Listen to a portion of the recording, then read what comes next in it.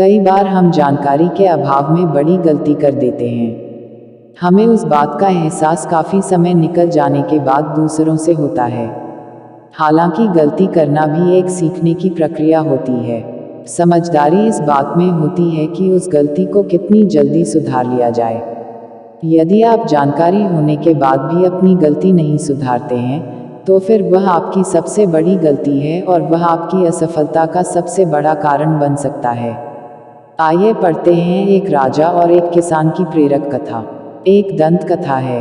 एक बार एक राजा वन में शिकार के लिए गया, लेकिन अंधेरा हो जाने की वजह से वह रास्ता भटक गया।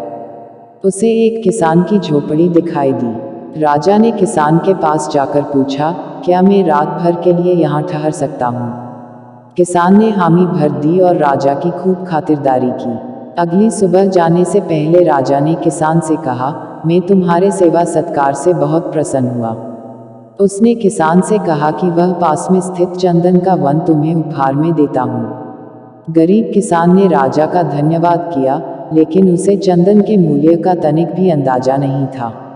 वह चंदन की लकड़ियों को जलाकर उसका कोयला बेचने लगा। एक दिन बारिश के कारण लकड़ियां भीग गई और वह कोयला नहीं बना सका। वह कुछ टहनियों को काटकर बाजार ले गया। तब चंदन की खुशबू हवा में तैरने लगी। ग्राहक किसान को मुंह मांगी कीमत देने को तैयार थे। किसान पसोपेश में था कि ऐसा क्यों हो रहा है।